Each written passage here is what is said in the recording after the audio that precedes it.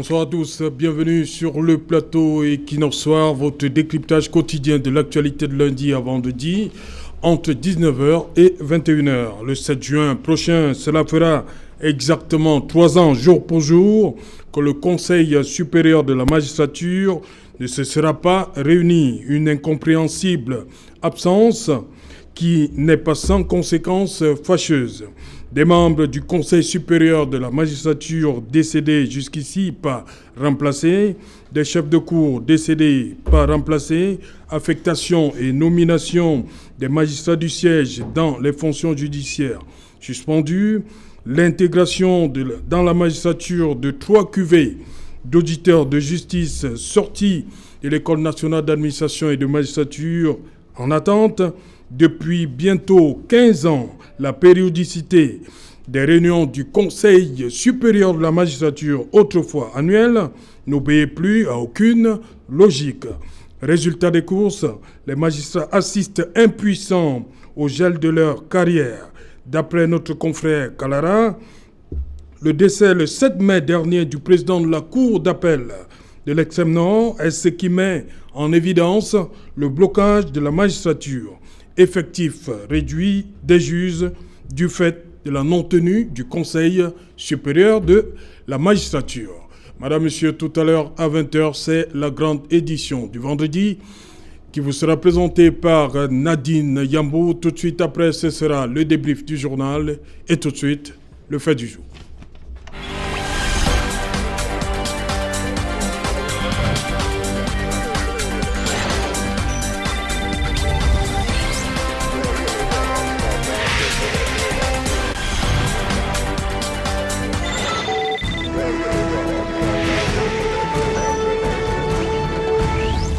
Immobilisme dans la magistrature, poste vacant et absence de promotion. Pour en parler à Douala, nous sommes en plateau avec Christian Massoma. Bonsoir Christian. Bonsoir Serge Alain Aoto. Je dis bonsoir à tous les téléspectateurs de Equinox Télévision. Je voudrais aussi adresser mes fraternelles salutations au premier vice-président du MRC, Mamadou Yacouba Mota, Sylvanus Moutaga et tous les prisonniers politiques qui restent incarcérés dans les geôles du régime.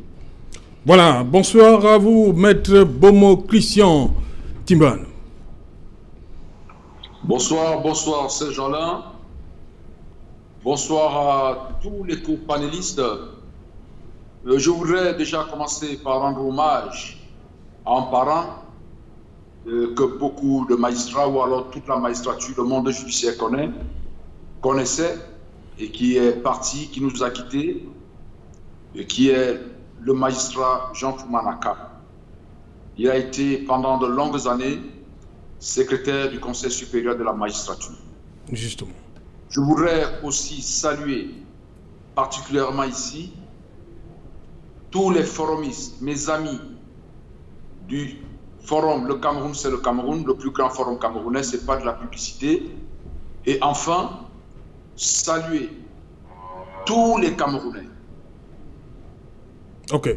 Merci une fois de plus d'avoir accepté notre invitation, maître Christian Pomotiman. Je reviens à Douala avec vous.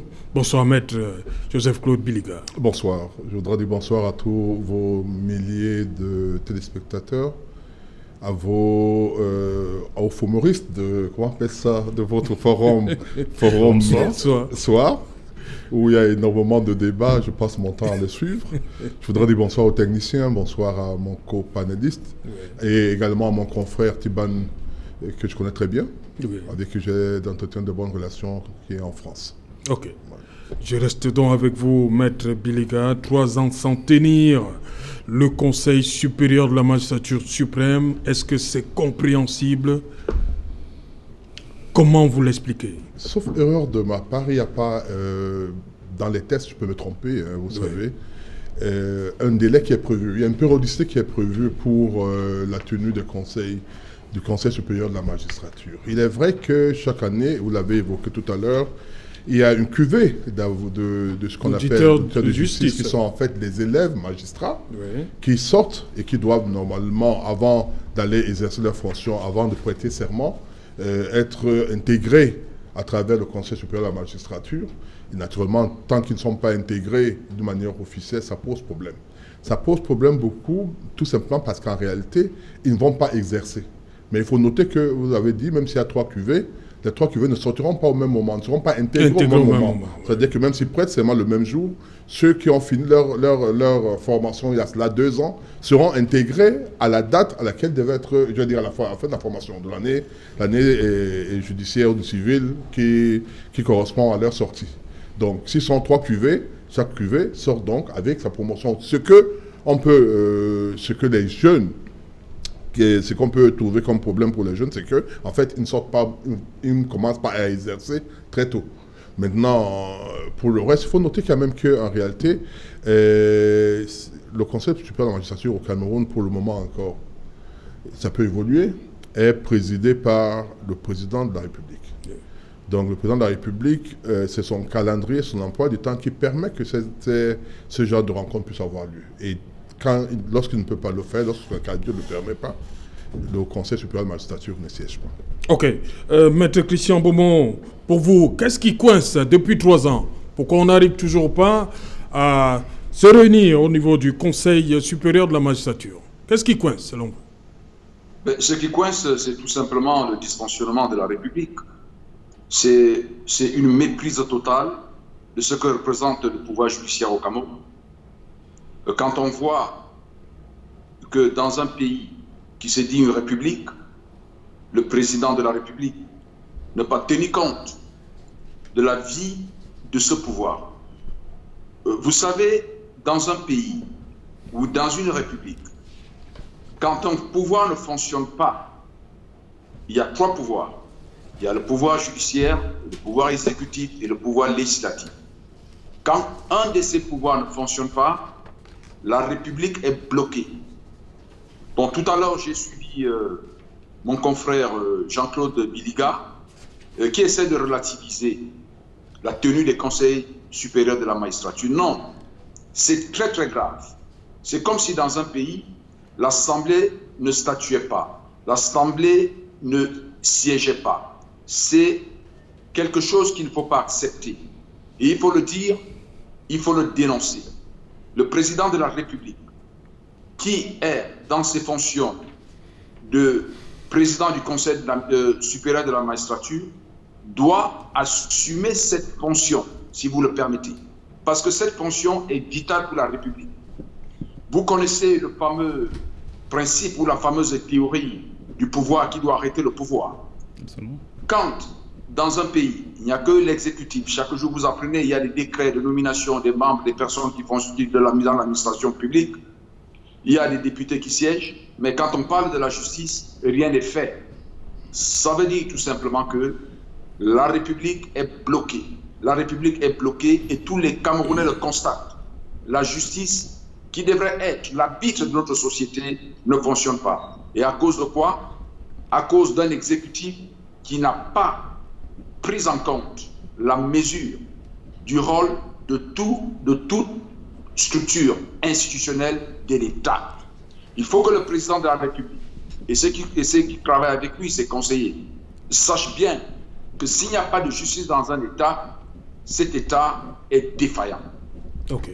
Voilà, Christian Massoma, il y a quand même la loi numéro 82/014 du 26 novembre 82, fixant organisation et fonctionnement du Conseil supérieur de la magistrature suprême. En son article 38, le Conseil supérieur de la magistrature se réunit à la présidence de la République sur convocation du président de la République. Alinéa 2, l'ordre du jour des réunions est arrêté par le président de la République. Les travaux, alinéa 3, les travaux se déroulent à huis clos. Je vais m'arrêter là. La loi ne précise pas que c'est chaque année. Oui, la loi ne peut-être pas le préciser, mais il est de coutume, il a été de coutume dans ce pays pendant des décennies que le Conseil supérieur de la magistrature siège annuellement. Et je pense que cela paraît tout à fait logique en fonction des intérêts qui sont liés à aux mécanismes qui vont permettre, notamment aux élèves auditeurs de justice, comme on l'a dit tout à l'heure, de pouvoir d'être intégrer intégrés aux avancements et à un ensemble de mesures qui garantissent l'équité entre les pouvoirs. Tout à l'heure, Maître Timban citait Montesquieu, il n'a peut-être pas cité. Moi, j'ai un problème véritablement avec la présidence du Conseil supérieur de la magistrature qui est assumée par le chef de l'État. Parce que lorsqu'il n'y a pas séparation de pouvoir, je pense que c'est l'ensemble des mécanismes démocratiques qui sont en faillite. Parce que Montesquieu disait que c'est une expérience éternelle que tout homme qui a du pouvoir a toujours tendance à en abuser. Et il y va jusqu'à ce qu'il trouve des limites. Et que pour qu'on ne puisse pas abuser indéfiniment du pouvoir, il faut que, par la force naturelle des choses, le pouvoir arrête le pouvoir. C'était le principe de la séparation des pouvoirs. Aujourd'hui, nous sommes donc dans un État qui est le Cameroun, où le président de la République et l'exécutif en général concentrent l'essentiel des pouvoirs entre ses mains. Et nous arrivons à une situation où, comme ça a été le cas, ou comme c'est le cas généralement quand il s'agit de programmer la finale de la Coupe du Cameroun pour un tout petit peu faire une petite... du côté du sport. Donc, on attend le... Non, là, ça dépend, comme on nous dit souvent, du calendrier. Oui, du calendrier. Qui annonce. Et aujourd'hui, effectivement, le Conseil supérieur de la magistrature, pour qu'il soit tenu, dépend du calendrier du chef de l'État. Maître Biliga l'a d'ailleurs reconnu tout à l'heure.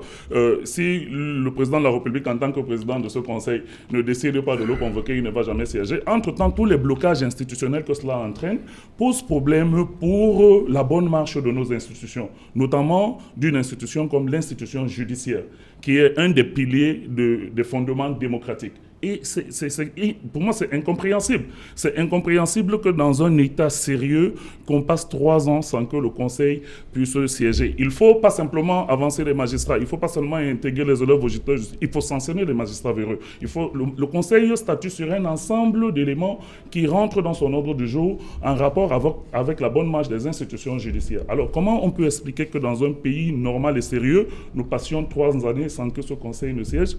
Il faut peut-être poser la question à ceux qui ont la science infuse et qui ont une explication à tout. Maître Biliga, où sont donc passés à une certaine période où on entendait la rentrée solennelle de la Cour suprême? C'est du passé tout ça. Je voudrais dire qu'une chose, c'est que chaque personne, chaque individu qui est au pouvoir impulse sa manière de gérer. Avant le président Biya, il y avait le président Idio, qui avait sa façon de gérer le Cameroun, qui faisait chaque année une rentrée solennelle de la Cour suprême, qui tenait ce conseil supérieur de la magistrature, qui tenait des conseils ministériels, d'une manière régulière. Le président est arrivé avec un autre rythme de travail. Le problème, ce n'est pas de savoir pourquoi il le fait et pourquoi il ne le fait pas, pour savoir quel en est le résultat. Tout à l'heure, j'ai suivi mon confrère et dire que la machine judiciaire est bloquée. Je ne sais pas si on parle du Cameroun.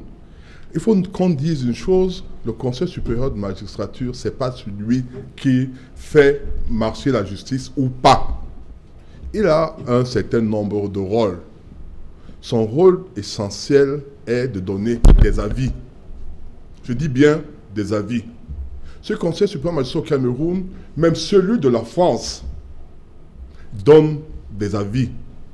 Il y a, tout à l'heure on vous a dit le président de la République, c'est lui dans notre système, mais n'oubliez pas que notre système est calqué sur le système français qui lui a évolué tout simplement. Qu'aujourd'hui, le Conseil supérieur de la magistrature, ce qui peut en tenir lieu, a 2 compositions avec le premier président de la Cour de cassation quand il s'agit de magistrat du siège et le procureur général au niveau de la Cour de cassation lorsqu'il s'agit de magistrat du parquet. C'est tout. Mais lorsque vous rentrez dans les missions, dans leur rôle, vous vous rendrez compte qu'ils émettent des avis. Et c'est l'exécutif, je dis bien, c'est l'exécutif qui exécute, je veux dire, qui décide de l'orientation à donner par rapport aux avis qui ont été donnés.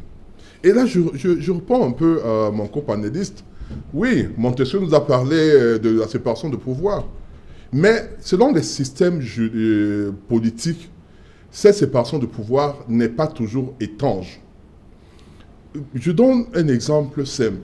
Prenons un pays comme les États-Unis. Nous avons la Cour suprême dont on dit qu'elle est dépendante, oui. Mais c'est le président Trump qui nomme les membres de la Cour suprême. quand il est là. Et généralement, il nomme les personnes qui sont de son bord politique. Il est de l'exécutif. Je dis, les nominations, vous avez dit tout à l'heure, des magistrats dépendent du Conseil supérieur de la magistrature, qui est dirigé par le président de la République, avec comme vice-président le ministre de la Justice, avec un secrétariat. Ouais. Le secrétariat fonctionne d'une manière permanente et travaille même en dehors des conseils. Le vice-président du Conseil supérieur de la magistrature au Cameroun, qui est le ministre de la Justice, prend des décisions au nom du Conseil de magistrature quand le Conseil de magistrature ne siège pas. C'est-à-dire quoi? Il n'y a pas vacances du travail au niveau du Conseil supérieur de la magistrature pendant l'année lorsqu'il n'y a pas conseil. Mais comment comprendre que les auditeurs de justice attendent? Il y a certaines fonctions, il y a certaines décisions qui ne peuvent émaner que du président du Conseil supérieur magistral, statuant avec le président de la République comme le président. Comme par exemple l'intégration. Ouais. Mais vous savez, tout à l'heure, mon compagnon parlait des sanctions. Il y a des sanctions qui sont données tant que ça n'arrive pas à la révocation, par le vice-président de l'Assemblée du Conseil supérieur de magistrature, pour le magistrat du siège, et par il y a une structure qu'on appelle la commission permanente de discipline au niveau de l'administration de justice pour les magistrats de parquet. Donc si un magistrat du parquet pose un acte, il n'a pas besoin de venir au Conseil supérieur de la magistrature pour être sanctionné. Il est sanctionné dans un cadre différent du cadre des magistrats du siège, qu'eux doivent attendre la rencontre avec le président de la République. Lorsqu'il s'agit de la révocation. Lorsqu'il s'agit d'autres sanctions, le ministre de la Justice peut le faire, après que le dossier a été préparé par le secrétariat du Conseil supérieur de la magistrature. Vous comprenez donc que lorsqu'on rentre en détail, on se rend compte qu'en réalité, ce qu'on peut appeler blocage n'est qu'un film. Tout à l'heure, n'est qu'un film, je veux dire. Tout à l'heure, vous disiez, le président de la Cour d'appel du truc, il y a ce qu'on appelle l'intérim. C'est prévu par les textes. Lorsque le président n'est pas là, le président de la Cour d'appel, le magistrat le plus ancien du point de vue hiérarchique, le remplace. Donc, il ne peut pas avoir vide. C'est ça, c'est le cas pour la Cour des comptes, pour la Chambre administrative? Oui, c'est la même chose que vous allez retrouver à la Cour d'appel je veux dire, c'est la même chose. La juridiction, le tribunal ne s'arrête pas. Sinon, vous comprenez bien que lorsque, par exemple, quelqu'un va en congé, lorsqu'il est malade, est-ce qu'on va arrêter le tribunal? Est-ce que les juridictions vont cesser de fonctionner? Les juridictions continuent à fonctionner parce qu'en fait, les hommes passent, la justice reste là. Donc je veux dire que mon confrère n'est pas en train de dire la vérité lorsqu'il dit que la justice ne fonctionne pas parce qu'il n'y a pas un conseil supérieur de la magistrature. Ça n'a pas de sens. C'est-à-dire le seul, je dis seul, on va me dire, oui, c'est pas seul. Parce que même au niveau des nominations... Ça veut dire qu'on peut se passer donc du conseil supérieur de la magistrature? Je ne dis pas qu'on peut se passer du conseil de la discipline. Mais je dis que ce conseil a un rôle consultatif. Oui. Il émet des avis qui peuvent être appréciés par l'autorité, c'est-à-dire par le président de la République, et qui peut les suivre ou pas, sauf dans certains cas. Vous savez, il y a eu un débat qui a eu lieu dernièrement lorsque le président de la République a ordonné des mesures de clémence. On a dit que le Conseil supérieur de la République n'a pas siégé. Non! Il y a des cas où le Conseil doit siéger, donner son avis pour que cela soit fait lorsqu'il y a des demandes de grâce émanant de personnes. Mais si spontanément le président de la République a une occasion, décide d'élargir des personnes, il n'a pas besoin de passer par le Conseil supérieur de la magistrature. C'est des choses qu'on doit dire aux gens. On n'a pas besoin d'être de RDPC ou de MRC pour le dire. L'idéal aurait été que chaque année, puisque les enfants, les auditeurs de justice, ils doivent être intégrés chaque année, l'idéal aurait été qu'ils soient intégrés, c'est-à-dire qu'il y ait un conseil supérieur de la magistrature chaque année. Que le magistrat qui doit passer devant ce conseil, qui doit être révoqué, par exemple, soit révoqué, parce qu'il est quand même normal que c'est embêtant pour quelqu'un qui a déposé plainte, par exemple, contre un magistrat, qui attend 3 ans ou 4 ans pour qu'on rende une décision contre ce magistrat, alors qu'on aurait pu le juger, je dis, dans le cas de révocation. Parce que s'il n'y a pas de révocation, on peut lui donner des sanctions, pas des grandes sanctions, je veux dire, etc. Donc je vois que c'est ça le véritable problème. Les nominations, vous pouvez faire 10 ans dans un poste, on peut faire 10 conseils du Conseil supérieur de magistrature sans qu'on vous nomme.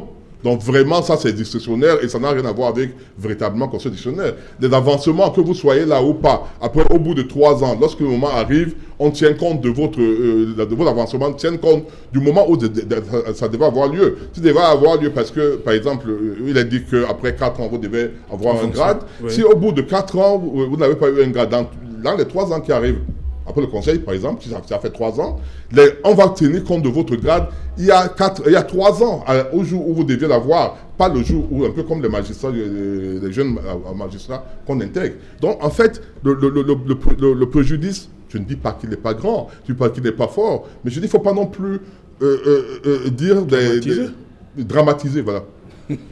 Maître Christian Bomo-Timan. Oui, voilà, je voudrais déjà rappeler à mon confrère Biliga que le président de la République n'intervient pas dans les affaires de la justice en tant que président de la République, c'est-à-dire chef de l'exécutif. Il faut faire cette nuance, sinon il y a confusion de pouvoir.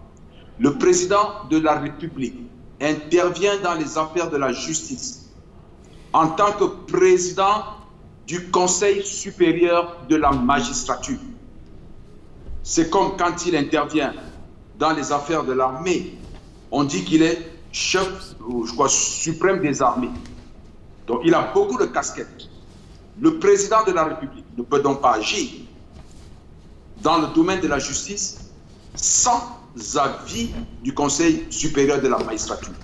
Le confrère a dit tout à l'heure que le Conseil supérieur de la magistrature des avis, c'est un organe consultatif. Il faut bien savoir qu'en droit, il y a plusieurs sortes d'avis. Il y a des avis de nature consultative, comme il dit, mais il y a des avis conformes. Et là, nous sommes, dans ce cas, dans le cadre d'avis conformes. Il a pris l'exemple du décret qui a été pris il y a quelques semaines relativement aux remises. Si vous lisez comment nous appelons ça en acte administratif, vous lisez le dispositif, donc l'évocation des arrêtés sur lesquels le président se base, vous allez constater qu'il dit « vu la loi portant organisation du Conseil supérieur de la magistrature ». Et il fait une autre erreur, c'est qu'il confond les recours en grâce et la grâce. Il y a deux opérations qui se déroulent au niveau du Conseil supérieur de la magistrature. Il y a le citoyen qui peut décider de saisir le président pour solliciter la grâce. On parle de recours en grâce. Et si vous prenez bien les dispositions, j'ai eu à faire une analyse juridique là-dessus. Si vous prenez bien une disposition de la loi sur le Conseil supérieur de la magistrature, vous verrez que la grâce, c'est-à-dire que le pouvoir que le président a gracié, ne dépend pas des recours. Ne dépend pas des recours. Mais c'est dans le cadre du Conseil supérieur de la magistrature. Le président ne s'immisce pas dans la justice comme il veut. Le président ne peut pas s'asseoir sans avis, sans séance du Conseil supérieur de la magistrature. Il faudra le rappeler, qui est prévu par une loi. Il ne peut pas décider dans son bureau de passer outre le Conseil supérieur de la magistrature. Le président n'est que président de ce conseil. Le Conseil supérieur de la magistrature, statut siège, il n'a pas seulement pour mission, par exemple, d'affecter ou bien de proposer les nominations de magistrats, mais c'est aussi l'organe de discipline des magistrats. Vous savez qu'au cours des séances du Conseil supérieur de la magistrature, il y a des audiences. Il y a des confrères avocats qui plaident là-bas, qui défendent des magistrats qui sont accusés d'avoir commis des fautes professionnelles. Et le président de la République statue dans cette instance comme juge. Il devient juge. Ceux qui ont eu l'occasion d'assister, ça se passe exactement comme devant les tribunaux. Le magistrat a son avocat, le ministère de la Justice peut aussi avoir son avocat, et le président est là, il tranche, il met même souvent l'affaire en délibéré. Il dit, bon, ok, j'ai suivi, je vais prendre ma décision. Et ces décisions interviennent souvent bien après. Le Conseil supérieur de la magistrature n'est donc pas un gadget républicain. C'est une institution dans la République. C'est elle qui régule le fonctionnement de la justice. Les magistrats du siège ne peuvent jamais être affectés sans le Conseil supérieur de la magistrature. Les magistrats, les procureurs du parquet le peuvent, mais il faut qu'il y ait un avis quelque part du Conseil supérieur de la magistrature. Là, le président va statuer peut-être avec le secrétaire du Conseil, le ministre de la Justice, et ils vont prendre la décision. Mais le président de la République ne peut pas se lever un matin, permettez-moi cette expression assez prosaïque, il ne peut pas se lever, décider de prendre des décisions sur des magistrats. S'il le fait, il est en train d'empiéter sur la séparation des pouvoirs. Il faut le comprendre. Donc, quand le Conseil supérieur de la magistrature ne statue pas, ne siège pas, la justice est bloquée. Les magistrats ne sont pas affectés. La discipline des magistrats n'est pas assurée. Vous voyez ce qui se passe en ce moment-là. La justice ne fonctionne plus. Aujourd'hui, on a plein de magistrats, on a plein de juridictions qui n'ont pas de juges, qui n'ont pas de magistrats, qui ont des fonctions qui sont inoccupées, tout simplement parce que le président du Conseil supérieur de la magistrature, qui est le président de la République, n'a pas fait son travail.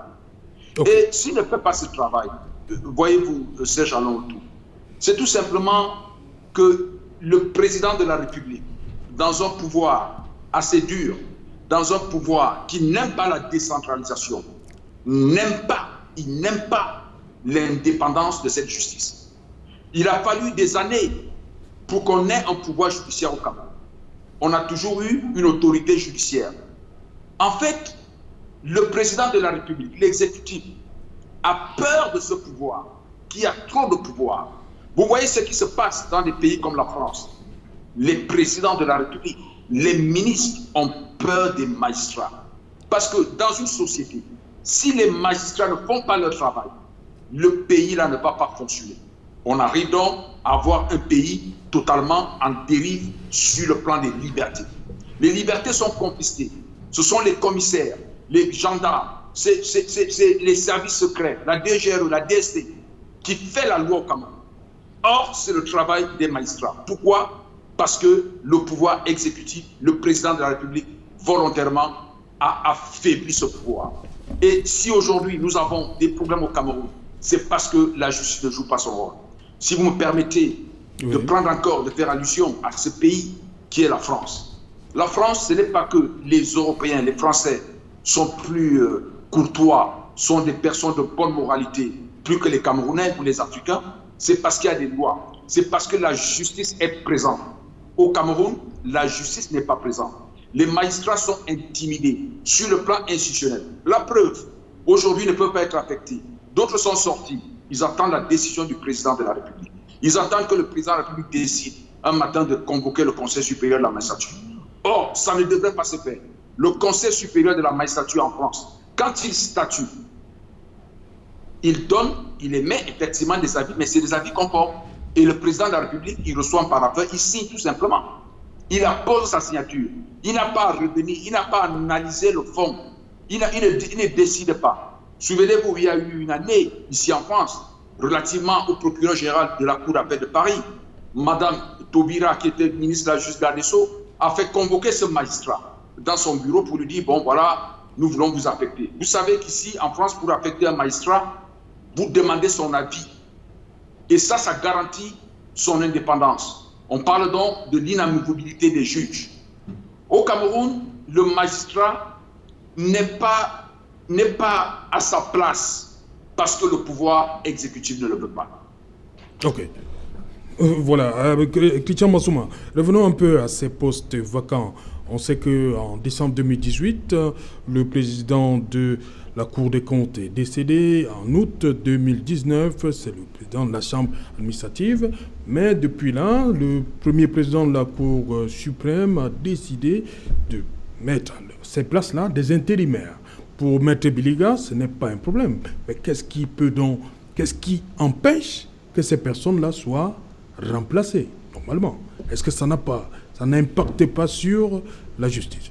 Non, dans un État normal, on n'a pas besoin d'avoir des intérimaires et dans des systèmes d'intérim qui durent aussi longtemps. Oui. Ça veut dire qu'il y a un dysfonctionnement institutionnel. Je ne sais pas vraiment si Maître Biliga lit dans la boule de cristal, mais je ne peux pas comprendre, par exemple, pour revenir au Conseil supérieur de la magistrature, que depuis le 30 mai 2019, que certains membres ont été désignés pour remplacer les membres décédés, oui. Un an après, il n'y a pas toujours eu convocation, donc ces membres n'ont pas siégé. Entre-temps, le 23 décembre 2019, le mandat des anciens membres du Conseil est devenu caduc. Et normalement, la loi prévoit qu'on puisse procéder à leur remplacement avant la fin de leur mandat. Ça n'a pas été fait. Le secrétaire général de cette institution, l'emblématique Jean Foumanakam, le secrétaire du Conseil. Oui, du Conseil, qui a passé 30 années au secrétariat. Après son départ, a été remplacé par Marc Ateba Ombala, l'un des 3 membres nommés par la Cour suprême au sein du Conseil. Et lui aussi, il est décédé. Et aujourd'hui, officiellement, lui, il a dit que le secrétariat fonctionnait. Est-ce que Maître Biliga peut nous dire qui assure le secrétariat du Conseil supérieur de la magistrature aujourd'hui? On dit que la fonction est... Quand vous dites qu'il est parti, il faut rappeler qu'il a dû choisir entre le Conseil et problème d'incompatibilité. Mais bien sûr, donc il y avait des problèmes d'incompatibilité, je n'ai pas voulu rentrer dans les détails, mais il a dû partir parce qu'il y avait un problème de compatibilité après sa nomination au Conseil constitutionnel. Bon, lui qui dit donc que le secrétariat fonctionne, est-ce qu'aujourd'hui qui assure ce secrétariat, est-ce qu'il connaît l'identité du secrétaire du Conseil supérieur de la magistrature? Non, il y a un problème. Il y a un problème, et ne pas reconnaître que ça relève plus ou moins d'une espèce de vaudou juridique. C'est très embêtant parce qu'on ne peut pas comprendre que des institutions qui doivent incarner l'un des pouvoirs les plus importants dans la République, qui est le pouvoir judiciaire, reste totalement vacante parce qu'on n'a pas procédé à des nominations qu'il faut, ou alors qu'on n'a pas procédé aux ajustements au niveau du Conseil supérieur de la magistrature. Donc, moi, je ne peux pas comprendre ce qui est en train de se passer. Et j'ai beaucoup de mal à imaginer que dans le calendrier du président de la République, depuis 3 ans, qu'il n'ait pas pu trouver un temps pour convoquer ce Conseil et statuer, et recevoir les avis du Conseil sur un certain nombre de dossiers brûlants qui minent la magistrature aujourd'hui au Cameroun. À moins que tout, comme d'habitude au sein du RDPC, pour eux, tout va pour le mieux et que l'institution judiciaire fonctionne normalement, que le fait que les élèves aux états de justice ne soient pas intégrés, que les avancements ne soient pas prononcés, que les affectations ne soient pas effectives et tout ça, que tout ça pour Maître Biliga ne représente rien. Mais je pense qu'il y a un problème. Tout à l'heure, il a cité des exemples qui m'ont un tout petit peu interpellé. Aux États-Unis, le président de la République a beau nommer les membres de la Cour suprême, mais il n'est pas président de la Cour suprême. Et la Cour suprême n'est pas dépendante de l'exécutif du président de la République. D'ailleurs, il a vu que lorsque Trump est arrivé au pouvoir et qu'il a décidé de mettre sur pied des mesures contre l'immigration ou pour construire son mur avec le Mexique, c'est des juges fédéraux. C'est même pas les juges de la Cour suprême. C'est les juges fédéraux qui bloquaient les mécanismes de l'exécutif. Ça veut dire que le pouvoir est entièrement indépendant, le pouvoir judiciaire est entièrement indépendant dans ces pays et qu'on ne peut pas imaginer un temps soit peu qu'il y ait un empiètement de l'exécutif sur le pouvoir des magistrats et sur le pouvoir judiciaire. Donc il ne faut pas prendre des exemples qui ne tendent pas à donner la bonne information aux Camerounais en disant que comme c'est le président américain qui nomme les membres de la Cour suprême, il a une mainmise ou il a un pouvoir de contrôle sur la Cour suprême. Loin s'en faut, il n'a rien à dire lorsque la Cour suprême statue et les décisions de la Cour suprême peuvent lui être opposables dans l'exercice de son pouvoir exécutif. Maître Biliga. Oui, il y a beaucoup de choses à dire. Hein. Je souhaite tout simplement, je commence par la fin. Oui, le président de la République, le président des États-Unis n'a pas la même issue sur la Cour suprême, sur la justice, c'est vrai. Mais il a un droit de veto. C'est-à-dire que lorsqu'il veut il veut implémenter une décision, quel que soit ce que la Cour suprême va faire, à un moment donné, il va arriver à exercer le droit de veto. En France, quel que soit ce que l'Assemblée nationale décide, le président à l'article 48 qui permet de passer outre, c'est l'exécutif.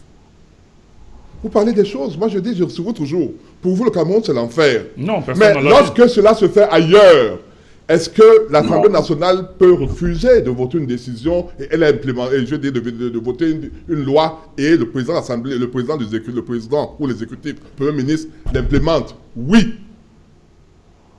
Et au Cameroun, ça ne se fait pas. Parce qu'il y a une disposition légale qui le permet. Donc vous parlez de dispositions légales, allons donc dans la loi. La loi ne donne pas un jour, une année, un délai pour pouvoir faire convoquer le Conseil supérieur de la magistrature. Vous ne pouvez donc pas dire qu'on a violé la loi. Personne ne l'a dit ici. Alors, si nous sommes d'accord qu'on n'a pas violé la loi, quel est le reproche? On reste tout simplement au ce qu'on appelle des souhaits que j'ai émis tout à l'heure en disant c'est bien que nous puissions avoir chaque année un conseil supérieur de la magistrature pour permettre aux jeunes d'entrer. Tout à l'heure, mon confrère a dit des choses qui ne sont pas totalement exactes. Et il m'a même déformé mes pensées, c'est pas ce que je dis. Je dis et je répète, le Conseil supérieur de la magistrature au Cameroun a un rôle de sanction sur le magistrat du siège. Il y a une commission au niveau de la ministère de la Justice qui a un rôle de sanction sur le magistrat du parquet. C'est clair et net, il n'y a pas de doute par rapport à ça. Deuxième chose que j'ai eu à dire, le droit de grâce prévu par le document que j'ai devant moi ici, ce droit de grâce, certes, passe par le Conseil supérieur de la magistrature, mais lorsque le président de la République, comme il a fait, prend des mesures de clémence d'une manière spontanée, il n'est pas obligé, lorsqu'il n'a pas reçu une demande de droit de grâce, de passer par le Conseil supérieur de la magistrature. J'ai dit, je lis l'article 14 21. Oui. Les sanctions encourus par la magistrature sont celles prévues par le statut de la magistrature. Article 22. Le ministre de la Justice saisi d'une plainte ou informé d'un fait de nature à entraîner une sanction disciplinaire contre un magistrat du siège procède à la vérification des faits. Je vais plus loin. Alinéa 4. Le ministre de la Justice peut, si la nature des faits l'exige, suspendre par arrêté le magistrat en cause de l'exercice de ses fonctions avec les effets prévus par le statut de la magistrature pour une durée maximum de 6 mois. C'est la loi qui le dit. Et l'article 23 dit, le président de la République, saisi conformément à l'article 22, paragraphe 3 ci-dessus, peut mettre en mouvement l'action disciplinaire. Dans ce cas, il peut infliger par arrêté un avertissement ou une réprimande au magistrat concerné. L'avis prévu à l'article 13, paragraphe 2 de la présente loi est formulé pour l'ensemble du Conseil supérieur de la magistrature par le vice-président. C'est pour dire quoi? Je veux dire qu'en réalité, la loi a prévu toutes les hypothèses. Donc le problème, on ne peut pas dire que les magistrats ne sont pas sanctionnés ou bien que la justice est arrêtée du fait qu'il n'y a pas eu Conseil supérieur de la magistrature pendant 3 ans. Parce qu'en réalité, je dis, les nominations dépendent du pouvoir, appelons ça discrétionnaire, de ceux qui nomment. Vous pouvez faire 10 conseils de la magistrature. Si on ne veut pas vous nommer, on ne vous nommera pas. Donc le problème, ce n'est pas qu'il faut impérativement qu'il y ait un conseil de magistrature pour je veux dire qu'on puisse dire que si on n'a pas eu conseil. Il y a les avancements aussi. Mais les avancements, je vous l'ai dit. Pas forcément la nomination. Je vous ai parlé des avancements. Je vous ai dit que même lorsque vous êtes avancé après 3 ans, on tient compte du moment où vous deviez être avancé. S'il y a un groupe de magistrats de 3 générations différentes, appelons ça ainsi, arrive au même conseil de magistrature. Prenons un exemple banal.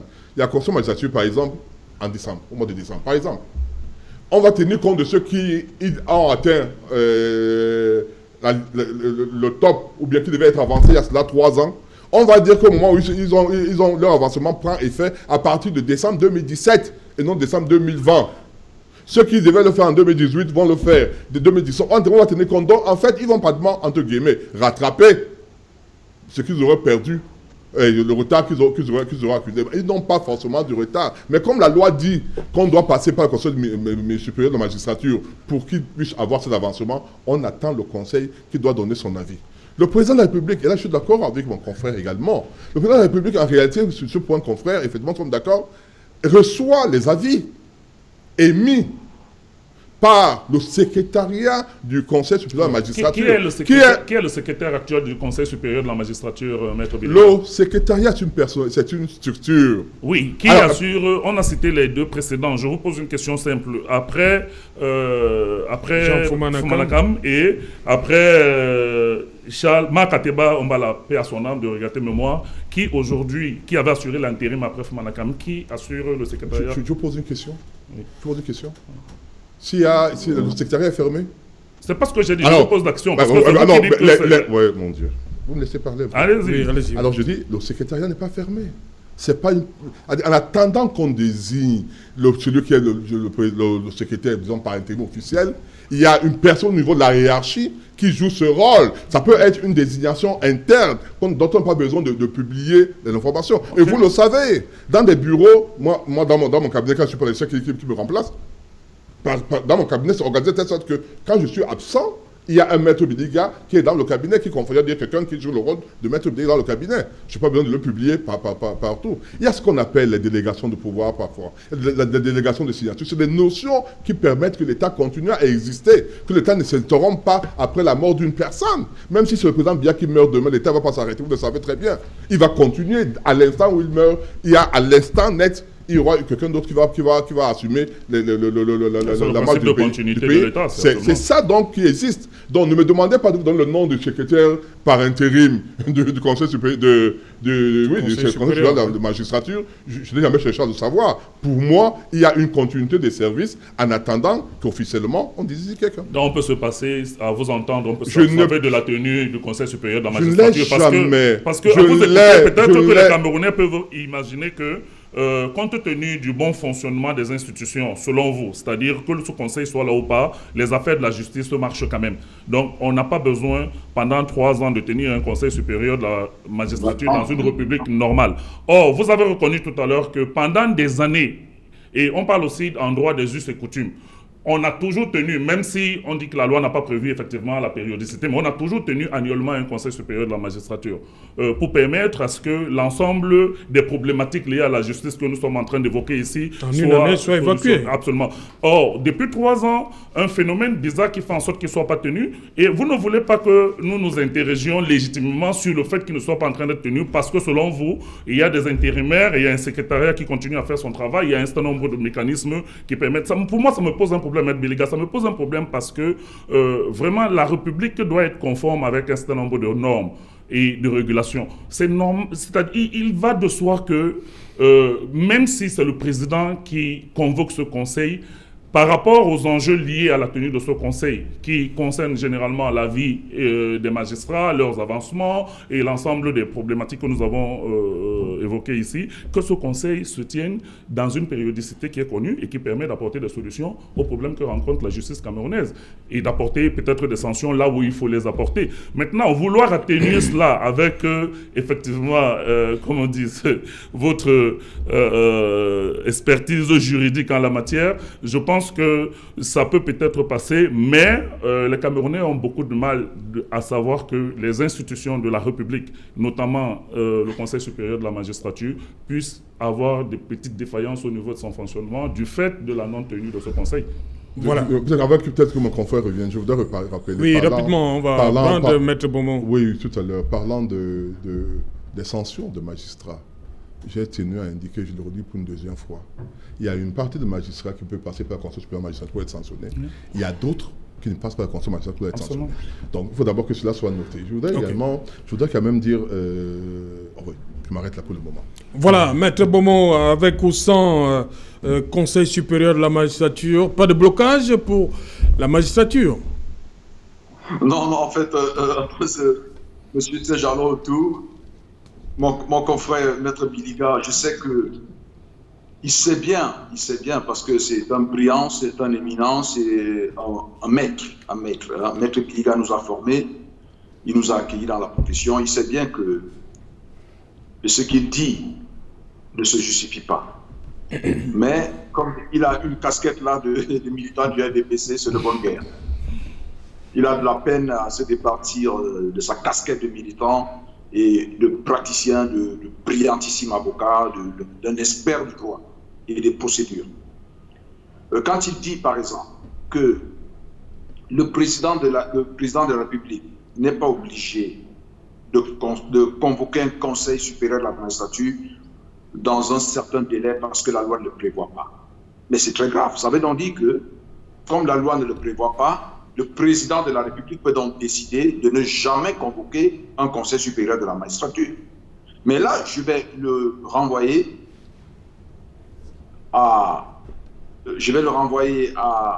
aux attributions du conseil supérieur de la magistrature.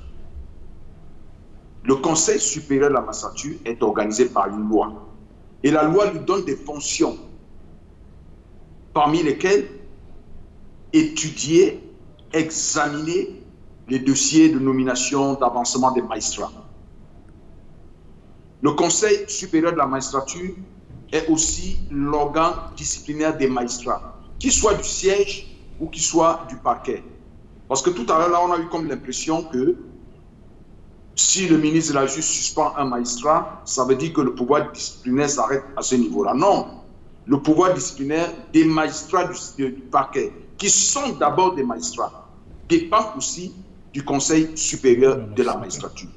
Il y a des magistrats du parquet qui ont été attraits devant le Conseil supérieur de la magistrature. Ça a existé. Donc, les mesures que le ministre de la Justice peut prendre, ce sont des mesures précaires. Ce sont des mesures précaires, je peux dire conservatoires. Vous voyez bien, on dit qu'il peut le suspendre pour une durée de 6 mois. Il ne peut pas aller au-delà. Donc, le Conseil supérieur de la magistrature est l'organe de régulation de l'activité et même de la production judiciaire. Parce que quand on parle de la discipline des magistrats, ça renvoie à quoi? Ça renvoie au travail, ça renvoie à la production, à la productivité de ceci. Un magistrat qui ne fait pas son travail peut être traduit au Conseil supérieur de la magistrature. Or, quand ce conseil ne statue pas, le magistrat ne voit pas la sanction. Donc, il travaille à son rythme. Il ne suit pas, il n'est pas obligé, il n'y a aucune contrainte sur lui. Je voudrais aussi faire remarquer, relativement au secrétariat du Conseil supérieur de la magistrature.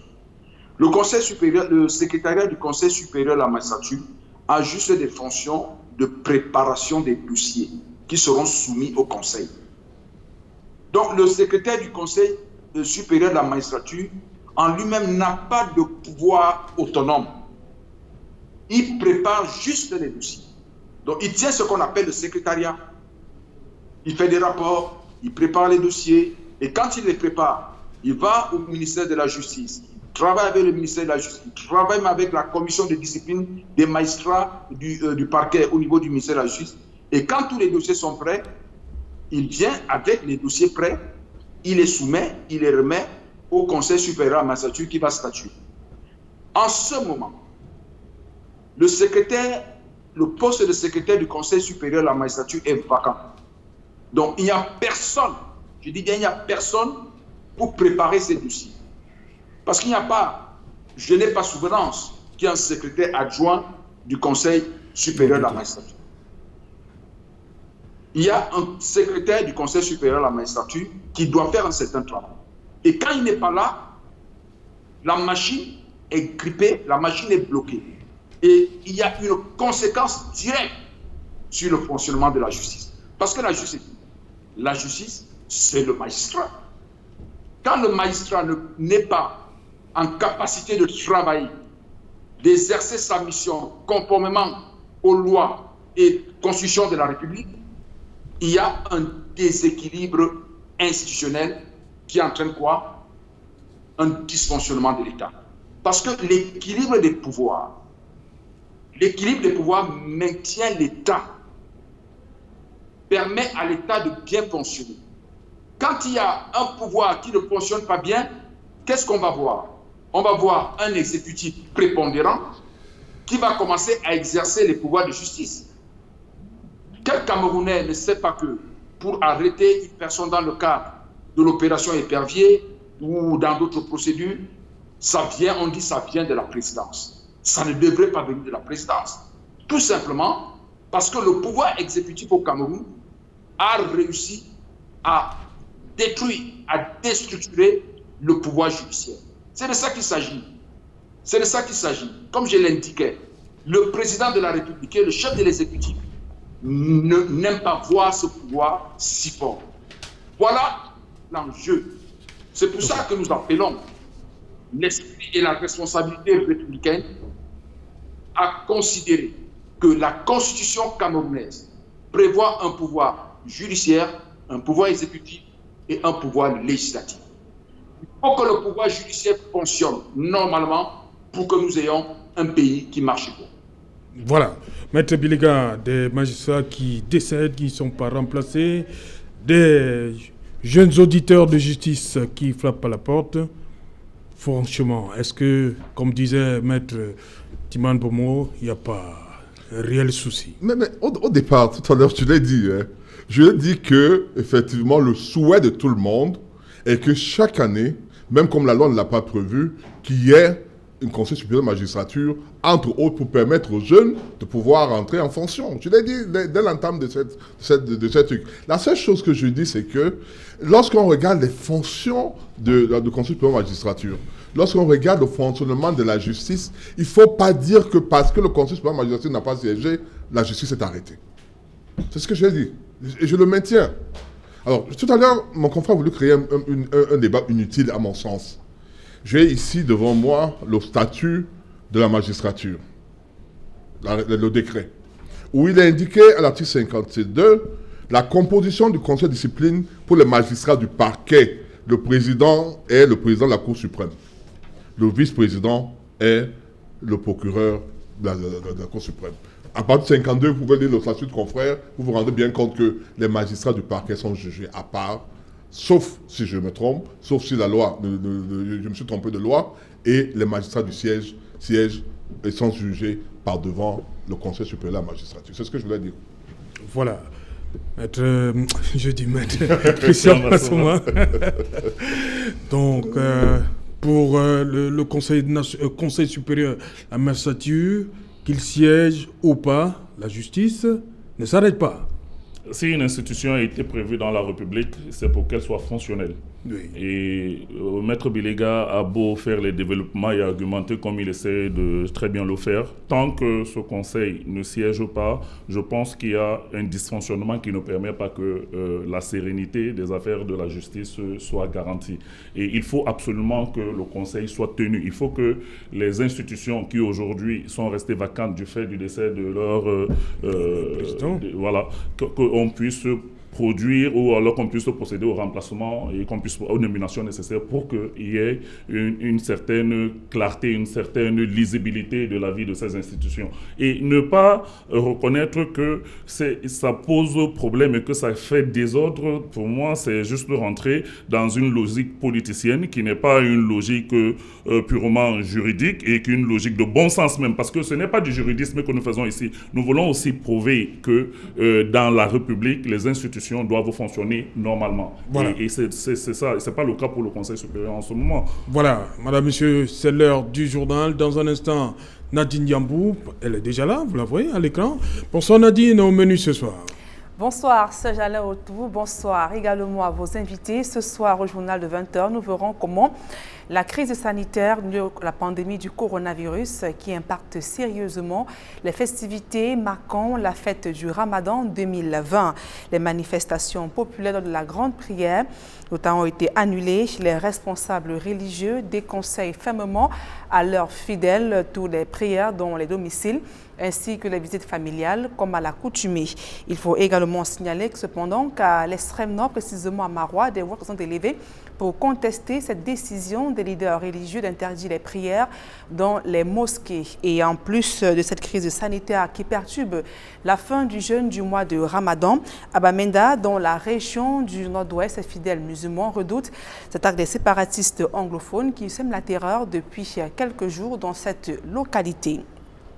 Et à moins de 2 semaines de la reprise des cours, le projet École sans Covid vient d'être lancé à Yaoundé. Il vise à sensibiliser les élèves sur les mesures barrières contre la pandémie du coronavirus. Et nous reviendrons également sur ce cas de viol enregistré dans la région de l'Ouest Cameroun. Une fillette de 18 ans accuse un inspecteur de police de viol.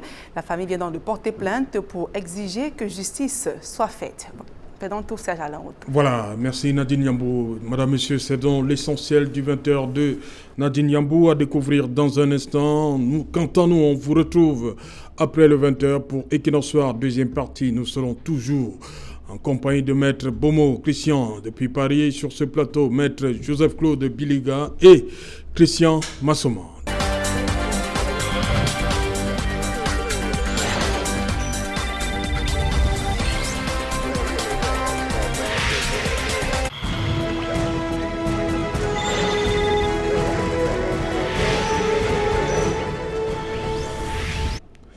Retour sur le plateau Equinoxoir, nous sommes donc repartis, madame, monsieur, pour la deuxième partie consacrée au débrief du journal. Nous sommes toujours en compagnie ici, en plateau à Douala, de Christian Massoma du Mouvement pour la Renaissance du Cameroun et maître Joseph-Claude Biliga du Rassemblement démocratique du peuple camerounais. On va rejoindre dans un instant maître Narcisse Ekomé qui se trouve également à Douala. Ce sera via Skype. Voilà, maître Biliga, cette décision du Lamido de Marois, vous la comprenez? Je la comprends. Je ne sais pas si vous lisez tous les jours quand je dis ça, le compte rendu de la situation de la santé. Du ministère de la Santé. Ça fait peur. Je crois hier, avant-hier, on était à 524 jours. Aujourd'hui, on est 314 des personnes contaminées, sans compter des morts. Je pense que nous devons tous prendre conscience que le danger est là. Moi, je sors d'un déplacement dans mon village, je vais très régulièrement ces derniers temps-ci, et je vous assure que j'ai peur dans toute la zone. Vous allez prendre la pharmacopée traditionnelle? Non, j'avais d'autres choses très importantes à régler là-bas. Mais vous vous rendez compte que vous voyez presque personne avec des masques. C'est comme si ils vous disent non, c'est vos problèmes de la ville là-bas, nous on n'a pas ce problème ici. Les frères ont essayé, les élites, d'apporter du savon, d'apporter des seaux. À certains endroits, vous voyez des seaux qui sont posés, mais c'est comme des jouets, c'est comme des gadgets en fait. C'est ce que l'impression qu'on a, même lorsque vous arrivez devant des marchés, vous voyez des seaux qui sont censés servir à laver les mains, mais vous ne verrez personne en train de laver les mains. Vous voyez des gens qui sont... Ce matin, tout à l'heure, je regardais une image de Ndokoti qui fait peur. Imaginez-vous que 1 ou 3 personnes soient malades dans ce groupe-là. C'est toute la population qui va partir. Parce que Ndokoti, on se retrouve avec 10 000, 20 000 personnes dans un endroit très exigu. Ça fait peur. Ça vous a fait peur. Et moi, je comprends la décision de Lamido de Marois, qui essaie quand même de prendre des précautions. Oui. Ces précautions, certains diront, oui, on a dit qu'il faut avoir 50 personnes, mais... Il ne veut même pas un regroupement. Il ne veut pas non plus même pas moins de 50 personnes. Voilà, il dit recueillement dans les domiciles. Voilà. Et je pense qu'il y a même certainement au niveau de la religion protestante et chrétienne, il y a certains qui ont instauré dans certaines paroisses des cultes. Au début, c'était par... même à présent d'ailleurs, par Internet. Oui, le Pastengan du cinquantenaire. Ron Poulin nous l'a dit ici. Voilà, par Facebook, YouTube. YouTube, vous êtes chez vous, vous faites le culte. Maintenant, certains, qu'est-ce qu'ils essaient de faire? C'est de dire, on fait moins de 50 personnes. Vous venez, et la salle est grande, vous faites 2 ou 3 cultes par jour pour permettre quand même aux gens par dimanche, je veux dire, pour permettre aux gens de venir. Mais la menace est là et il est vraiment, il faut être inconscient pour ne pas tenir compte du fait que nous sommes en mauvaise période de crise sanitaire et qu'on doit prendre des mesures qui s'imposent. Voilà, Christian Massoma, le maire le Lamido de Marois, il veut protéger ses ouailles, on va le dire. Absolument. Absolument, je pense que... Vous comprenez, il y en a qui ne comprennent pas la chose comme ça. Non, vous savez, Serge-Alain Autou, la situation sanitaire en rapport avec la Covid-19 au Cameroun est de plus en plus préoccupante. Je pense que le message que le gouvernement a envoyé, malgré les mesures qui ont été prises de procéder au déconfinement partiel ou alors à l'assouplissement des mesures, n'a pas été bien compris par les Camerounais. Beaucoup ont assimilé cela à la fin de la pandémie et lorsque vous voyez les comportements de nos concitoyens, pas simplement au village de Maître Biliga, tout à l'heure en arrivant ici sur ce plateau, je peux vous garantir que j'étais un peu choqué de voir le nombre de Camerounais que vous voyez dans des espaces regroupés sans masque. Quand ils ne portent pas de masque, ils ne se protègent pas eux-mêmes et ils ne protègent pas les autres. Et c'est extrêmement dangereux. Et je me dis que pour moi, il faudrait renforcer les mesures visant à restreindre ce type de regroupement et des mesures visant tout simplement à sanctionner les personnes qui ne sont pas dans la logique de distanciation sociale et des mesures barrières qui ont été édictées par le gouvernement. Le gouvernement de la République a l'obligation de nous protéger pour cette pandémie, par rapport à cette pandémie-là. Vous proposez quoi concrètement? C'est-à-dire, on vous prend dans la rue, vous n'avez pas de masque, qu'est-ce qu'on fait? Non, moi je pense même pas. Je pense que, et le professeur Kamto l'a dit depuis le 3, je pense qu'il faut aller à des mesures, parce qu'aujourd'hui la pandémie est dans sa phase apparemment ascendante au Cameroun, c'est-à-dire le nombre de personnes contaminées croît de manière exponentielle. Donc nous sommes peut-être en train d'aller vers le pic de la pandémie. Et je ne peux pas comprendre que nous ne soyons pas confinés. Donc moi je pense qu'au lieu d'aller dans des espèces de mesures de confinement partiel ou autre chose, il faut confiner les Camerounais tout simplement parce que notre situation n'est pas du tout bonne. Et si nous ne faisons rien, si nous continuons à minimiser l'impact de cette pandémie, je pense que l'hécatombe qui nous avait été promise par l'OMS au début de cette pandémie, le Cameroun aujourd'hui, certes on nous annonce souvent un nombre de personnes guéries, c'est tant mieux, mais le nombre de personnes contaminées et les foyers potentiels, ce qu'on appelle le cluster, qui sont en gestation, ne peuvent pas nous garantir des lendemains meilleurs par rapport à cette pandémie de Covid-19. Donc moi, je suis extrêmement préoccupé et je me dis qu'il est vraiment impératif que le gouvernement durcisse le ton par rapport aux mesures en rapport avec la protection des Camerounais si nous ne voulons pas aboutir à une situation désastreuse et totalement... Voilà. Il nous a rejoint pour cette deuxième partie, madame, monsieur, lui, c'est Maître Narcisse Ekomea, avocat au barreau du Cameroun. Bonsoir, Maître, bienvenue. Bonsoir, Serge Alain. Voilà, bonsoir à tous les... Oui, allez-y, allez-y. Et à tous les téléspectateurs de la chaîne Equinox. Voilà, cette mesure... Je commence déjà par... Réagir sur la décision du Lamido de Marois. Pas de prière. Oui, je pense que dans le vif comme ça, la décision du Lamido est la bienvenue. Parce que voyez-vous, depuis l'assouplissement des mesures qui avaient été prises par le gouvernement pour des raisons purement économiques, on assiste à une flambée et à une propagation plus accélérée du virus. Et je pense qu'il est bon aujourd'hui que les autorités religieuses également aient pris à bras le corps la lutte contre cette pandémie qui fait de plus en plus de victimes. Et je dis que la décision du Lamido est la bienvenue et on ne peut que la saluer. Voilà, Maître Narcisse Ekomea, j'ai tenu à ce que vous interveniez dans cette seconde partie. Depuis le 7 juin 2017, c'était la dernière fois que le Conseil supérieur de la magistrature se réunissait. Il n'y a plus eu de conseil, mais lorsqu'on parcourt la loi 82/014 du 26 novembre 1982, voilà, portant organisation et fonctionnement du Conseil supérieur de la magistrature, lorsqu'on lit attentivement les articles 12 et 18, il devrait en principe se réunir chaque année. Serge Alain, je dirais déjà que la justice est le baromètre de la démocratie. Voyez-vous, lorsque la justice marche très mal dans un pays, comme c'est le cas dans le nôtre aujourd'hui, il va de soi que la démocratie en elle-même est battue en brèche.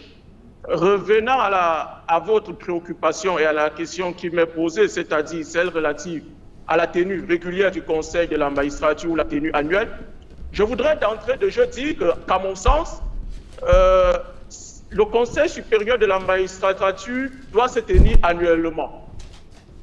Je vous ai un tout petit peu suivi lorsque j'étais de retour d'un rendez-vous professionnel. J'ai entendu Maître Biliga dire que rien dans le test de 82 n'indiquait que ce Conseil puisse se tenir annuellement. Moi, je dis non. Pouf. En droit, vous devez faire ce qu'on appelle, lorsque vous voulez appréhender un fait juridique, vous devez faire ce qu'on appelle l'exégèse des différentes lois qui entourent le fait en question. Vous avez non seulement la loi de 82 qui régit le Conseil supérieur de la magistrature, mais vous avez également le décret de 95 qui régit le statut de la magistrature. Il a été modifié, je crois, en 2004. Oui. Il faut lire tous ces textes pour comprendre qu'à la vérité, le Conseil doit se tenir annuellement. Et pourquoi je le dis? Les articles 12 et 18 de la loi qui régit le Conseil supérieur de la magistrature vous indiquent que le Conseil statue sur les avancements des magistrats, et les avancements sont faits annuellement, ou je crois au plus tard en juin de chaque année. Ce qui laisse supposer, ce qui laisse induire que de toute évidence, le Conseil devrait se tenir annuellement puisqu'il faut statuer sur les mouvements des magistrats, sur les avancements notamment. Je vais plus loin. Lorsque vous prenez le test sur le statut de la magistrature, le décret de 1995, il fait référence aux auditeurs de justice et vous fait savoir qu'ils sont intégrés à la date d'obtention de leur diplôme, c'est-à-dire à la sortie de l'ENAM. Et vous savez bien que dès lors qu'ils sont sortis de l'ENAM, l'intégration est un acte du Conseil supérieur de la magistrature. Or, tant que ce conseil ne s'est pas tenu, vous ne pouvez pas avoir ces jeunes qui ont passé 2 années d'une formation assidue, difficile et assez exigeante, vous les renvoyez au quartier. Et sur le plan sociologique même, ça pose un problème. Voyez-vous, Serge Alain, lorsque 2 années après, à ces jeunes magistrats ou à ces jeunes auditeurs de justice, auxquels il a été inculqué des valeurs morales certaines, ils se retrouvent 3 ans à divaguer au quartier, forcément, ils acquièrent des réflexes mercantilistes qui sont en porte-à-faux avec leurs obligations de magistrats. Et lorsque 3 années après, vous les aurez fait sortir du quartier où ils ont été confinés à cause de l'inertie du président de la République qui officie comme président du Conseil supérieur de la magistrature, et il faut dissocier ces 2 casquettes. Il n'officie pas comme chef de l'exécutif, mais bien comme président du Conseil supérieur de la magistrature. Donc en réalité, il est le premier magistrat. Lorsque vous les avez donc sortis de cet espace où aucune règle n'est respectée, 3 années après, où ils ont tout oublié des rudiments du métier qui leur a été enseigné, vous ne pouvez pas vous attendre à avoir des magistrats efficients, aussi bien sur le plan technique que sur le plan de la morale. Donc, pour moi, lorsqu'on fait un agrégat des tests qui régissent le Conseil supérieur de la magistrature quant à sa tenue et celles qui régissent le statut de la magistrature, celui de 95 modifié en 2004, le Conseil doit se tenir annuellement. Donc, il n'est pas bon que 3 années de suite, on en soit là avec un conseil qui ne se tient pas, avec des magistrats qui sont pour certains décédés, pour certains démotivés parce qu'ils ne profitent pas de leurs avancements, avec les indices salariaux qui les accompagnent. Donc c'est un vrai problème aujourd'hui. La justice ne marche pas. Elle ne marche pas parce que les audiences ne se tiennent pas, mais parce qu'il y a eu certaines démotivations. Et chez les jeunes magistrats qui sont en attente d'intégration, et chez ceux qui ont été intégrés, qui aujourd'hui sont à des postes où ils souhaitaient une relative rotation, parce que ça c'est aussi une obligation des autorités de régulation, c'est assurer la rotation du personnel de la magistrature, de telle sorte qu'on puisse éviter que des magistrats créent des petites chefferies dans leur poste d'affectation. C'est pour cette raison, Serge Alain, que c'est assez grave ce qui se vit actuellement avec la non-tenue du Conseil. Et il faut que nos autorités comprennent qu'il est plus qu'urgent qu'elles se mettent en mouvement afin que, au moins que la justice puisse redorer son blason. Maître Biliga, non, moi je sais que... Oui. Oui, je sais que ça a quand même changé un peu. Qu'est-ce qui a changé un peu? Après l'article 12, je vous ai vu lire l'article 18. Parce que vous le parcourez. Je ne sais pas si mon confrère m'a suivi. Tout à l'heure, je lui ai dit, Maître Biliga dit ceci. J'ai dit d'une manière textuelle, il n'est écrit nulle part qu'il y a un Conseil supérieur de la magistrature chaque année. Lorsqu'on dit qu'il y a élection tous les 5 ans, c'est écrit noir sur blanc. Lorsqu'on dit on fixe des délais sur certaines choses, sur certaines échéances, c'est clair, écrit noir sur blanc. Là, on est en train de faire des déductions que nous avons pu le faire. D'ailleurs, moi, je l'ai fait ici. En disant que chaque année, les jeunes doivent sortir. Je l'ai dit ici. Donc, logiquement, ils devaient avoir conseil tous les jours, chaque année, je vais dire. Mais lorsque vous regardez le texte, vous regardez que le texte parle du 1er juillet. Or, l'année budgétaire ne commence pas le 1er juillet. L'année budgétaire au Cameroun aujourd'hui commence le 1er janvier. Donc, ce texte, ne serait-ce que pour cet article, doit pouvoir être modifié. Oui. Alors, mais je vous dis, ce que je dis, on dire que nous sommes d'accord sur des choses qui sont aussi, que tout le monde comprend. C'est-à-dire qu'aujourd'hui, nous devons avoir chaque année un conseil de supérieur de la magistrature. Je l'ai dit ici. Je suis allé plus loin en disant que du temps du président Aïdjo, il y avait même une rentrée solennelle de la Cour suprême. Mais mon confrère, il est avocat, il le sait. Nous avons des textes ici, des articles, des dispositions que parfois on n'applique pas dans le barreau. Il est dit par exemple que chaque année, moi j'ai été membre du Conseil de l'ordre, trésorier de l'ordre.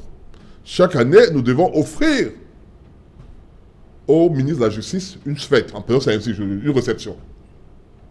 Moi, autant que j'ai fait 30 ans ou 34 ans que je suis au barreau de Cameroun aujourd'hui, la seule fois, enfin la dernière fois que j'ai eu à faire, ça a eu lieu, c'était à l'hôtel Montfébé, c'était avec le bâtonnier Tchungang ou le bâtonnier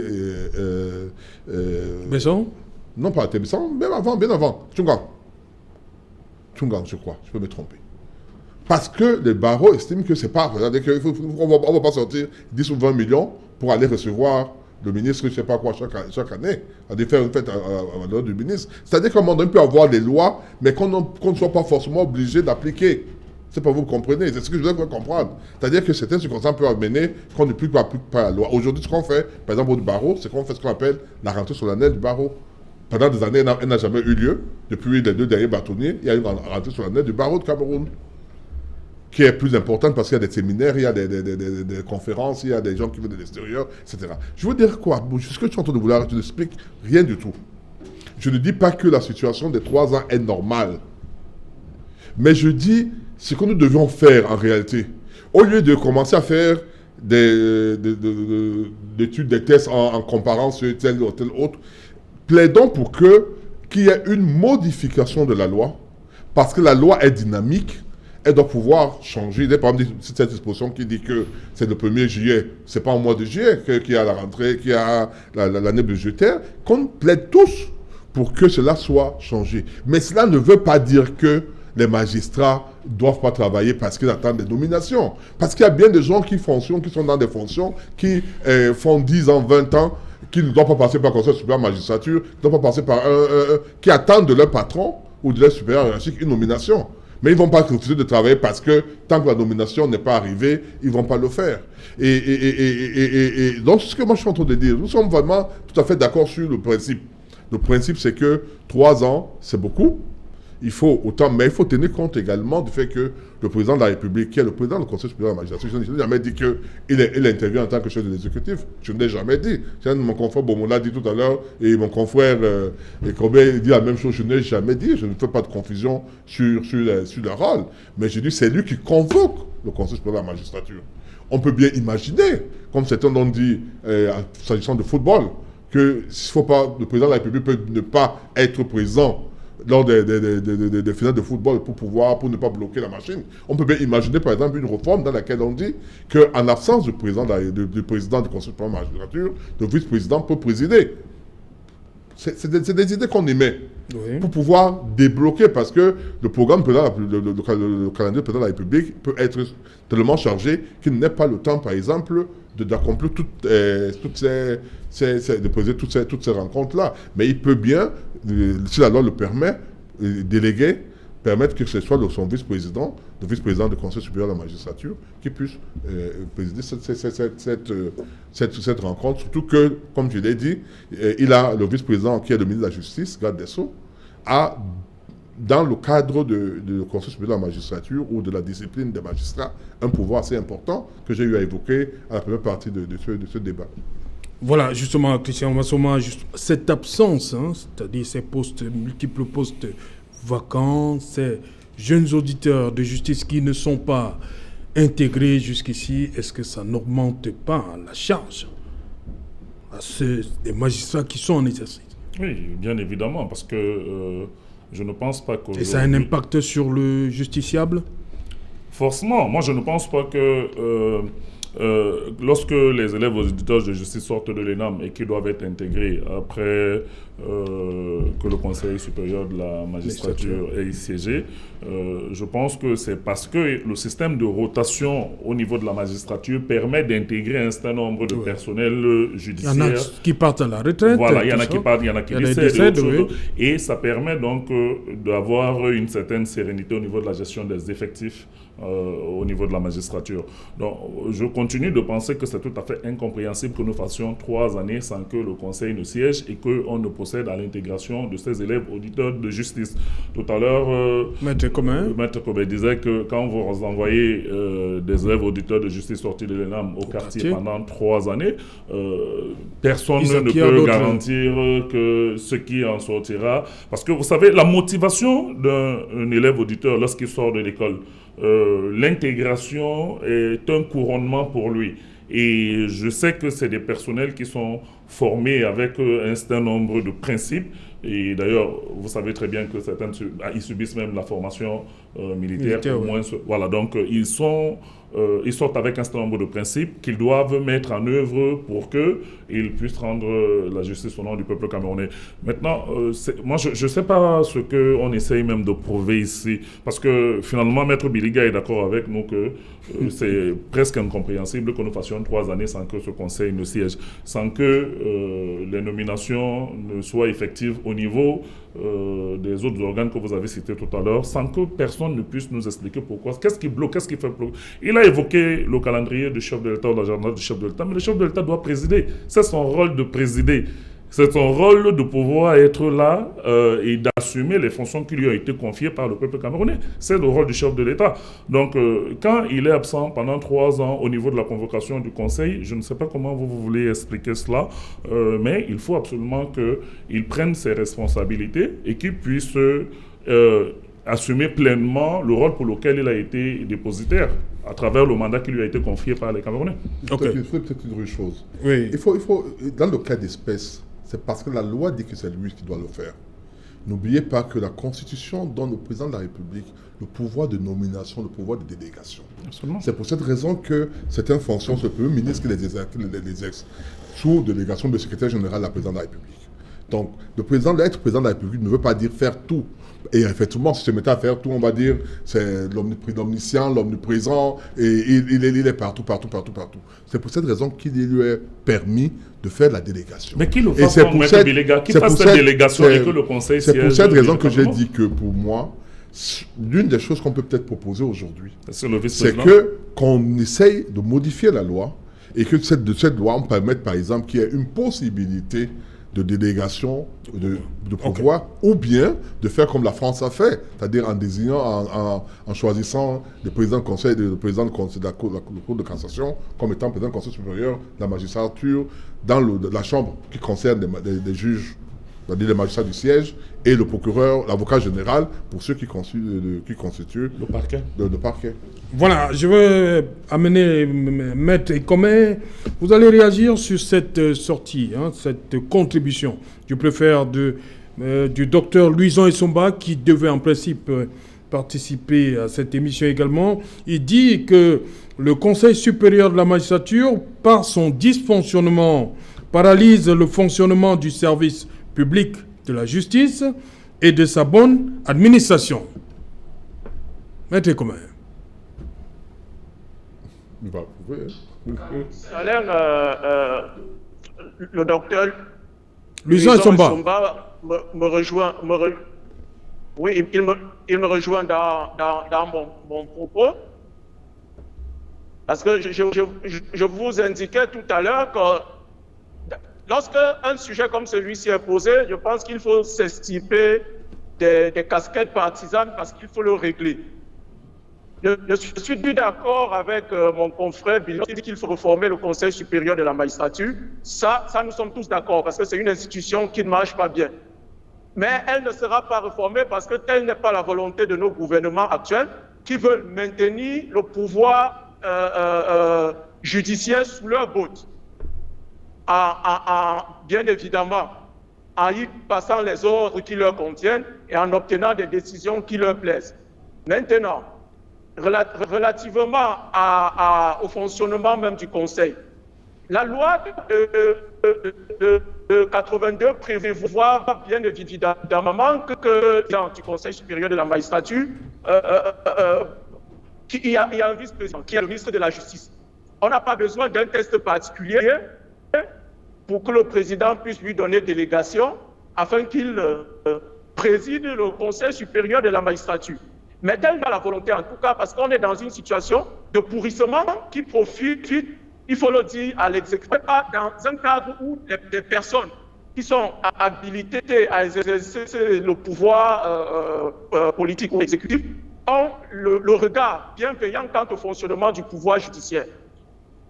Bien évidemment, il est bien malheureux de prendre des exemples du genre, oui, le barreau du Cameroun devrait présenter ou rendre une visite au ministre. Ce n'est pas parce qu'on ne le fait pas que le président lui aussi ne devrait pas tenir le Conseil supérieur de la magistrature, qui lui a une incidence singulière et particulière sur le fonctionnement de la justice au quotidien.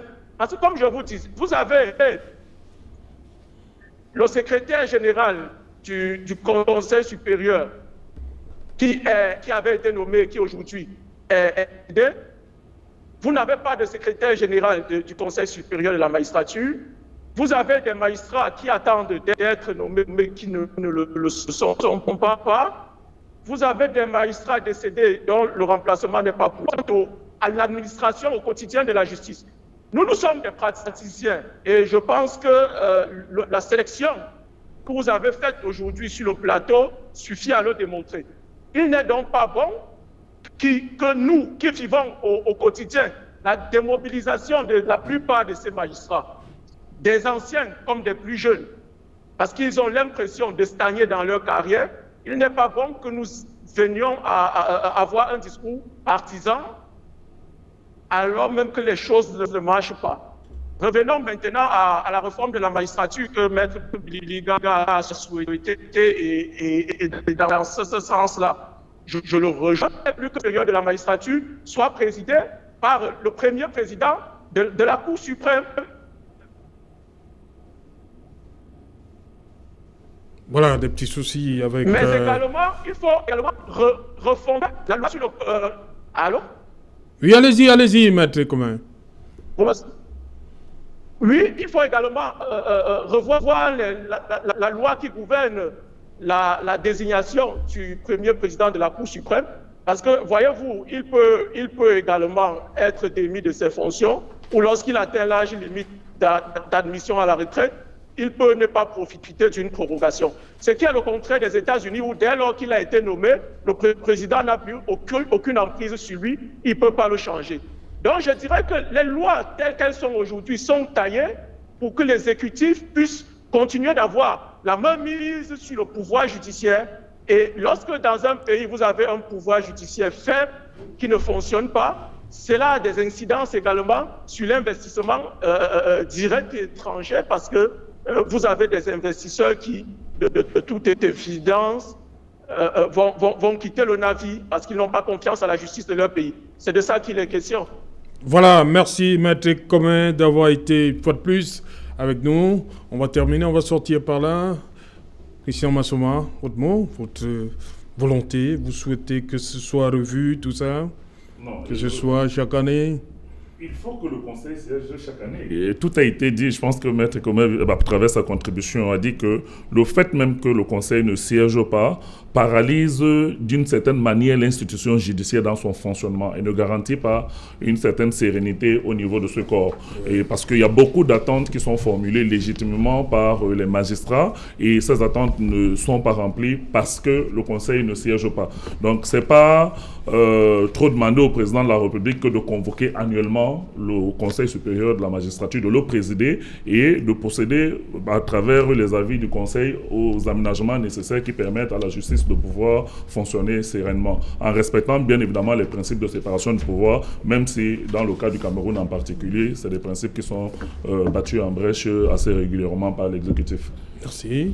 Maître Biliga, pour sortir. Je n'aurai pas beaucoup de choses à dire. Je voudrais quand même dire une chose. Il faut avoir le courage également d'être parti, je veux dire d'assumer c'est le caractère partisan qu'on est. Oui. Parce que j'ai des confrères ici qui vous disent qu'ils sont de la société civile, mais lorsque vous suivez leur position, ce n'est pas des positions des juristes, c'est des positions des personnes qui ont pu faire cause pour l'opposition sans porter la robe de l'opposition.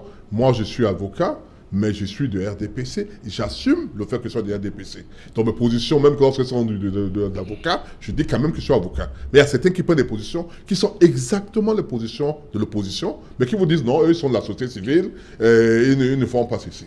Alors, je voudrais terminer en disant ceci. La chance que j'ai eue, c'est que j'ai été membre du Conseil de l'Ordre. Et je me rappelle, il y a 5-6 ans, nous nous sommes rendus chez le ministre de la Justice, ministre d'État de la Justice, pour faire rentrer, pour qu'il y ait l'examen d'entrée des avocats qui n'avaient pas eu lieu depuis plusieurs années. Et je ne vous dirai pas ce qu'il a été dit entre le ministre et nous. Mais lorsque vous faites ces entrées dans le pouvoir, vous comprenez que certaines décisions ne peuvent pas être prises, ou bien telle chose ne peut pas être faite, non pas parce qu'il n'y a pas la volonté, mais qu'il y a des contingences qui ne permettent pas qu'à ce moment-là, cela soit fait. La dernière fois, j'ai discuté avec mon confrère de bâtonnier actuel. Je lui faisais un reproche en inbox, je l'ai appelé, je lui ai dit, je ne suis pas d'accord pour ce que tu as fait ici. Il m'a dit, mais les gars, vous n'êtes pas bâtonnier. Si vous étiez bâtonnier, vous ne me diriez pas la même chose. Parce qu'en tant que bâtonnier, je suis le père, je reçois partout, et je dois prendre une décision qui parfois ne plaît pas à tout le monde. L'arbitrage. Alors, donc, je voulais dire qu'en réalité, tant que nous sommes de ce côté, nous ne sommes pas présidents de la République, nous ne sommes pas dirigeants, on voit les choses tellement faciles que... Ok. Alors que si on était président, peut-être on comprendrait certaines choses qui se passent et Merci. que... Vous comprenez un peu ce que je veux dire? Ok, merci. Moi, je n'ai pas compris, mais bon, si vous vouliez sortir par là, je ne vous ai pas compris du tout, M. Liga. Voilà, on va terminer par cette note. La commission du croissant lunaire informe tous les fidèles musulmans que le croissant lunaire n'a été aperçu nulle part ce vendredi soir au Cameroun. Par conséquent, la fête de fin du mois du jeûne de Ramadan sera célébrée dimanche. Voilà, madame, monsieur, nous sommes donc arrivés au terme de cette édition Equinox Soir. Bonsoir, Domayo.